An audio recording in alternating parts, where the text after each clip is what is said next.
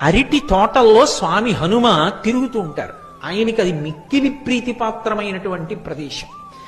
ఆ అరటి తోటలో స్వామి హనుమని ఉపాసన చేసిన, అరటి తోటలో హనుమ యొక్క మూర్తిని పెట్టి హనుమాన్ చాలీసా చదివిన, హనుమ మీద ఇందాక నేను మీకు ఆ మైరావణుని యొక్క ఉపాఖ్యానం చెప్పానే, అందులో ఆ నీలమేఘుడు అనబడేటటువంటి దుర్దండి కుమారుడు స్తోత్రం చేశాడు హనుమని. ఆ స్తోత్రాన్ని పఠించిన, హనుమకి సంబంధించినటువంటి దండకాన్ని చదివిన, హనుమని అష్టోత్తరంతో కానీ సహస్రంతో కానీ పూజ చేసిన కొన్ని ప్రత్యేకమైనటువంటి పళ్ళు ఉన్నాయి.